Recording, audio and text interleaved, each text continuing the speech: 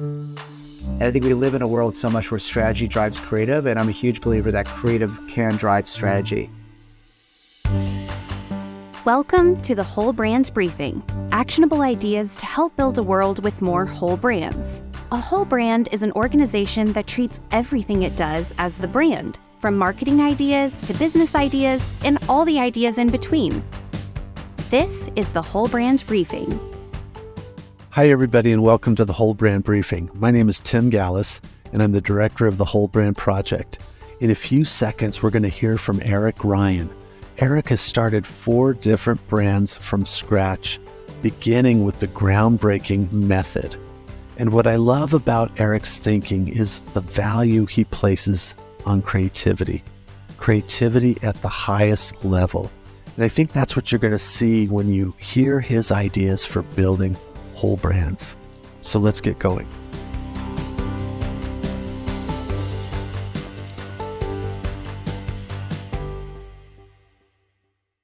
Thank you, Eric, for being a part of the Whole Brand Project. We are really excited to hear your thoughts about building great brands, especially for the future. Great to be here. Thanks for having me, too. I don't know if you remember, but we worked together on a Microsoft commercial I think it's been about 12 years. And at that point, you had only created one brand, which was Method. But you were actually a part of a really robust global campaign, and you were the first brand we reached out to. And we actually did a good old-fashioned 60-second commercial with you animated. Do you remember that at all?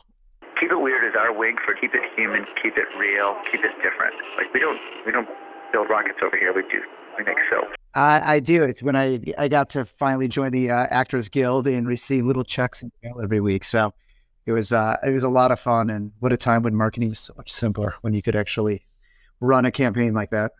One thing that I really always remember, because you said it loud and clear in the interview that we did then, was your philosophy was to keep it weird. And so all these years later, I'm wondering, does keep it weird still figure into your belief system? Yeah, I mean, it definitely does. The way I always thought about it is we were competing against these, monster Goliaths that had a 150-year head start in these really well-entrenched category. So our only probability for success was to bring extreme differentiation to the category. And, I look at everything from branding from the inside out. And from a culture perspective, what I wanted was for people to, really push for differentiation. So if you ask people to go out to weird, they're going to meet you somewhere in the middle.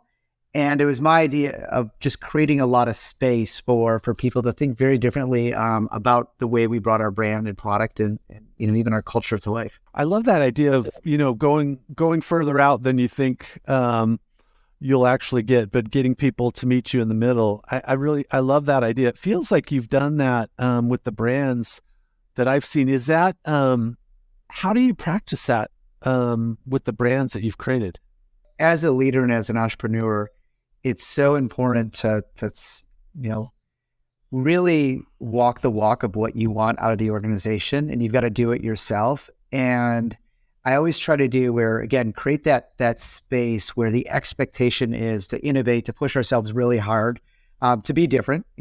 Ultimately, weird people change the world, but then at the same time, give them a soft landing, the ability to execute well and be successful. And I think that's one of the hardest art of building a startup is pushing for that innovation and differentiation, but in a way that allows for predictable success. Can you kind of give us that starting point? I think it's always refreshing to hear how you started Method and what got you into that category. Yeah, so I came out of advertising originally, and I think I'm pretty unique. Like, I knew in the 3rd grade what I wanted to do, which was to be an entrepreneur. So I was that kid who was always working on some crazy startup idea or sending, to those inventor submission campaigns on TV or trying to sell my neighbor something. So it was just always ingrained in me that that's what I wanted to do. And I started my career in advertising in London and fell just by luck into an agency as an intern that had a really great planning department. And planning at the time, starting in Great Britain, was replacing the research function, which was always, research was always used to either de-risk something and kind of, really leveraging consumers as a rearview mirror and to look backwards. And so the whole idea of planning was, how do you take a consumer insight and use it as a springboard to drive great creativity and unlock great creativity? So I really learned to straddle that world between insight and creative execution. And in my late 20s, I felt like I had enough of a career under my belt that I could take the leap to be an entrepreneur, knowing the probability of success was so small that I would have a career to fall back on once it failed and learn from my mistakes and hopefully try again. And so I kind of use that as my magic trick in all of my startups, which is I don't start with ideas, I start with categories. So I look for these really big categories. I try to figure out what is the cultural shift that category is missing, which is the insight, and then really recruit the best creative talent to take that insight and bring it to life. And Method was the first one. And the insight there was pretty simple, which is lifestyling at the home. You look at a dish soap more than you actually use it. And this idea of sustainability, that you were asked to pollute when you clean or use poison to make your home healthier. So we brought together those two insights of high design and deep sustainability to reframe the experience of home care with the Method. When you left advertising, did you think about building kind of a bigger company and brand? Was there something different than building a brand and being an entrepreneur and knowing all the things that go into it, the culture? I'm sure it's lots of people to deal with, lots of challenges, but was it more about the legacy of creating that organization, or was it just your itch to be an entrepreneur? It definitely driven by my itch to be an entrepreneur. That was always my intent.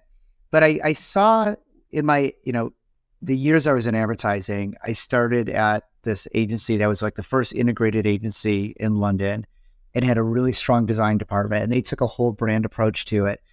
And then I landed at Fallon in Minneapolis, which had Duffy Design as part of it. And, this was during Fallon's heyday in the mid 90s. And they too, with a strong planning department, took a very holistic approach to brand building. And I ended up working on several projects with Duffy Design alongside Fallon. And I was so impressed again of taking this very holistic approach to it and how you think about iconography and all the ways you build a very, effective brand that has a deep emotional connection.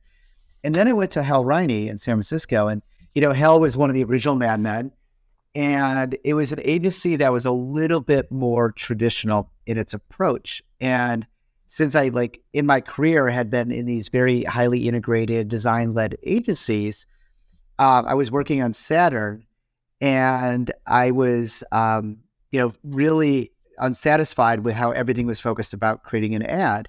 And at the time, Saturn was starting to have a problem, which was they had a brand that resonated with baby boomers, but they had a car that fit the needs of a Gen Xer. And it was a long pipeline before they were going to have, more product that was going to satisfy the needs of their core consumer. And so the insights I was doing, I can't remember how it happened, but I got invited to the GM Tech Center. And then I started getting regularly invited to come back, and we had these, giant gator boards and insights. And the designers of the car were finding the insights just as helpful as the agency was around creating great ads. But Hal Riney as an agency was not incentivized in any way to be able to monetize what I was doing. And I was pulled aside by the account director, and he's like, Eric, we don't make money helping them create great cars. We create money by helping them create great ads. And my argument was well, if we help them create a better car, would that lead to better ads? I did last much longer after that. And I realized how much I fell in love with product and how product was the most important expression of a brand. And then when you get the product right, you ultimately leads to marketing just getting much easier. And that's since evolved with me as an entrepreneur, where my ethos is very much of everything starts with culture. Products are a souvenir of the culture. You get the culture right, you get the products right, sales, marketing, finance, everything else just gets inherently much easier. When you started recruiting people, when you started really growing, how did you start thinking about the organization? Was that new to you? Did that feel very natural?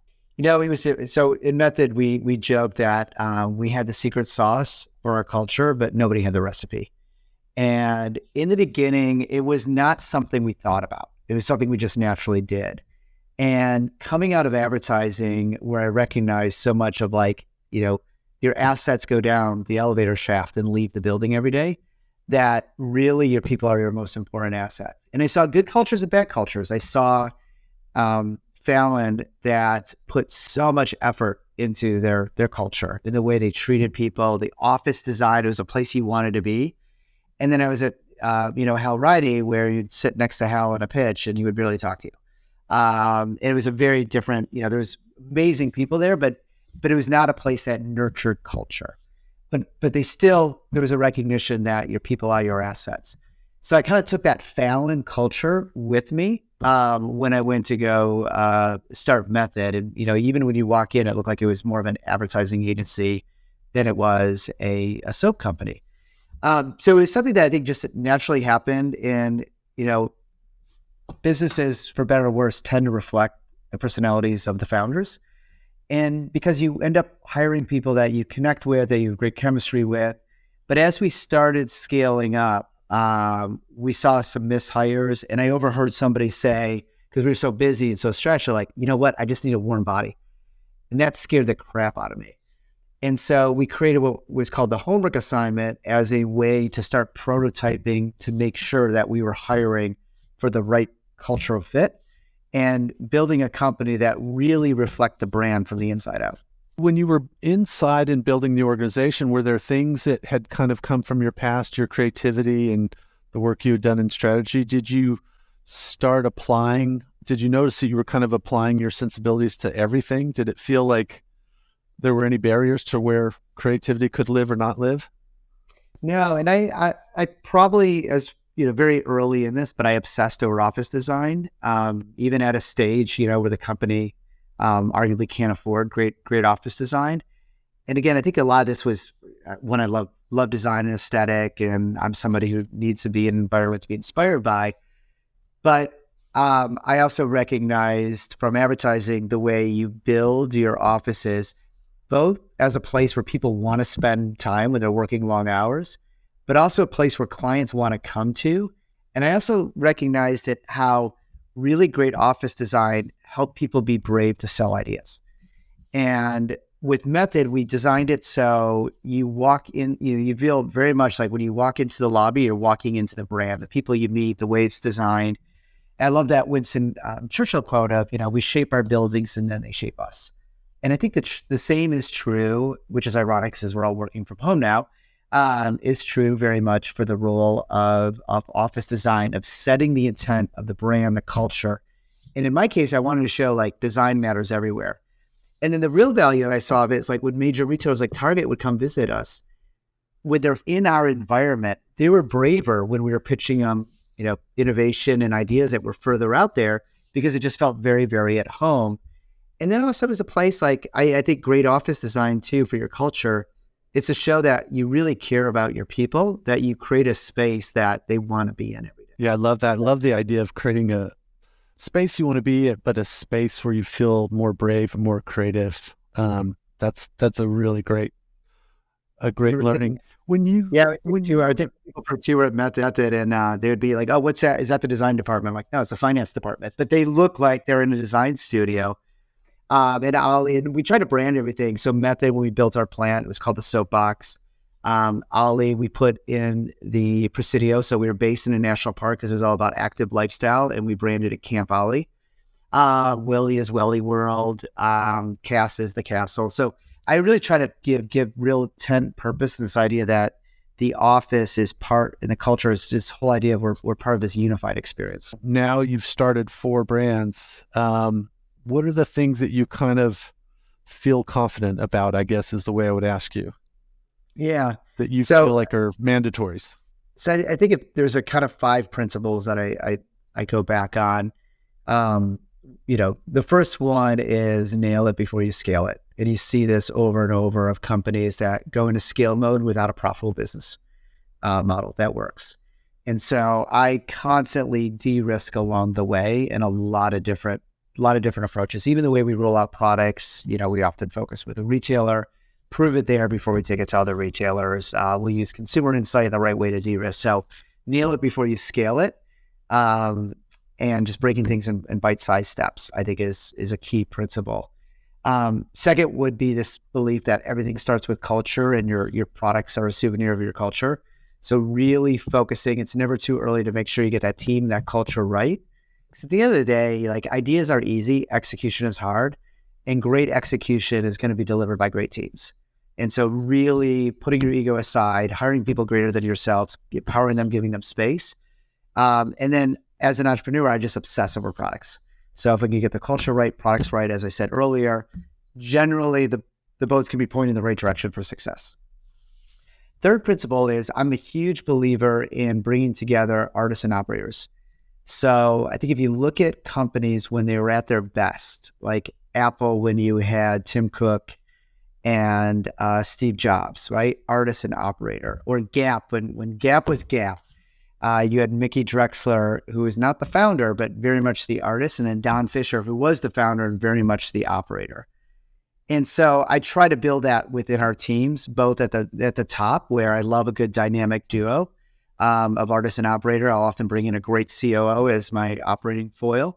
But then populating that inside the company and bringing the creative director to sit as a peer to the CFO, and then bringing as much in-house as possible of the people that create that really front of house.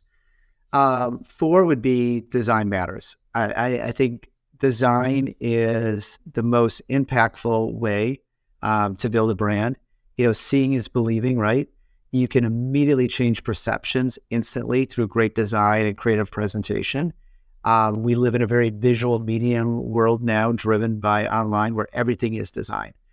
And I think great design amplifies everything. So if we overspend on packaging, we really get it right.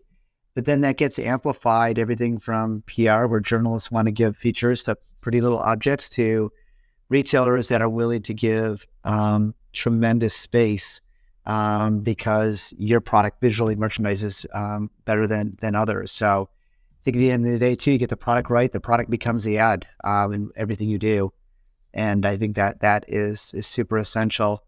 And then, so many I could go for a fifth principle. For me, it's really the importance of setting rhythm in a business and predictability. So, and it goes back a little bit of artist and operator, but I want to create companies that have incredible creativity and innovation, but can run a predictable business. And as my career's evolved, I hated process and method in the early years. I've really evolved to love it, but in the right way, because I'm a big believer that if there's enough discipline in place, it creates more freedom for more innovation. And if you think about it, there's so few companies in the world that are incredibly creative and innovative, but they run a really predictable business. And so I set really clear rhythms in our business, using an OKR system kind of as the operating benchmarks. We map out the entire year using our, everything from our board meetings, which are these tentpole moments, how that backs into our leadership team meetings, to our product meetings, offsites. But everything is built around these OKR operating plans, and then we execute it with a very clear rhythm throughout the year. But it's that balance of creativity and discipline that I really try to instill in everything we do. So you think of it as the rhythm of the business, the rhythm of the year. Do you think in year chunks? I have a 3-year, we always have a 3-year plan. We update that every year. So every year we're publishing, here's our operating plan. We start working it 6 months out. I can get really geeky on this stuff, and it took me a while to affect it. But what I'm trying to do is make sure that everybody in the company sees the same movie. And it goes back to ideas are easy, execution's hard. And so by the end of the year, everybody in the company has this really very robust operating plan, full transparency of what we're going to go execute in that next year. And then everything from the way we do our company meetings, our scorecard, and constantly measuring ourselves against those OKRs. And then everybody's OKRs from the board through everybody in the company translate, up to the companies. And what it is, a lot of founders, I think out of ego or just sloppiness, they keep, only they can see the movie, and they leave everybody else kind of guessing in reactionary mode. So for me, I want to empower everybody so we know what the movie is and we can all go create, a beautiful film together every year. If I said, what makes a whole brand to you? What would you, if you were to deem it whole, what makes a whole brand to you? A whole brand is a consistent experience for the consumer through every touch point. What would you say is the state of whole brands right now? Where are we across? How many brands are doing that well? How many are doing it at all? I think very few do it well. And part of it is, I think, because they forget to think about how you create a unified experience through product, sales, marketing, culture, all the way. Today, we live in a world that's much more porous for consumers and brand relationships, right? You used to be able to, as we were joking before, you used to be able to just run a 30-second spot and some PR. And that was really, outside the product. And that was really drove the, 99% of perception of someone's brand. Today with social media, there's no longer this public face and private face for a company. That's why you have to be authentic from the inside out. And I think why companies are struggling with it is because you've gone from a couple key touch points to thousands of key touch points. So to do that well, you have to bring the creators in-house. You can't outsource that anymore. That's a hard soul to outsource. And so building, putting creative in a leadership position and the people who are ultimately building that experience, giving them leadership in a company, most are not structured well to do that still today. Is there anything when we think of whole brands or messages that you would love to send startups, but also brands that just you would kind of love to give a nudge? Is there anything that you wish I would have asked, or anything that you would love to kind of impart on the world that I didn't ask? No, I think, so much of creating a whole brand to me, is the fact that you have this consistent expression that the brand shows up in everything is theater, right? So the brand is manifested through every touch point, both internal and external. I think I learned a lot of this from Innocent Juice. Even they would try to train their team members to write their emails in the innocent voice, and really obsessed over the way the brand was presented. And my argument is, to do that well, you need to have creativity in a leadership position. And I think we live in a world so much where strategy drives creative, and I'm a huge believer that creative can drive strategy. So probably the biggest part of my secret sauce, which is just design thinking, right? And just bringing design thinking into the organization and really putting creative in a leadership position. That's at the heart of so much of the success of my brands that have such a holistic whole brand approach to them. It's just kind of fun. I wish, just to listen to kind of your stories and the ways that you structure things and how thoughtful you are. I really love the rhythm idea. I love the artist and the operator. Is the artist and the operator, is that something that you had to learn, or did you because I love that model, that complementary model. Is that something that you came up with, or is it just something that you were taught? How did you get to that? I think it started more from a place of offsetting my weaknesses and surrounding myself, and always the belief that you should surround yourself with people whose strengths are your weakness, right? And then Jim Stengel was the one who coined it. I loved it in his book, Grow, this idea of artists and operators. And then I started thinking more about where has that showed up? And then I just continued to try to formalize that as a concept that would bring very vocally into these companies, and something I would preach internally of we are a team of artists and operators. And it doesn't mean hey, you're an artist and you're an operator. It's the belief that, an artist can be the person doing fragrance or flavor or packaging design or engineering, anything that, even sales, anything that the consumer is going to experience. But you want those people thinking like operators and being very empathetic to real artistship, as Steve Jobs would say. But then people who are, would be more of a classic operators running supply chain or finance, you want them to think like artists and really understand the importance of putting out this level of differentiation and experience in everything we do. And so it's something I really try to wrap the culture around of like, we're a team of artists and operators. Eric, thank you so much for your time. I love hearing your ideas for how you've built 4 amazing brands. So many great ideas. Such a great blueprint for building whole brands. We really can't wait to see what you do next. Thank you. Awesome, Tim. All right. Enjoy the rest of your day. Great talk. Okay. Appreciate it. Thank you, Eric.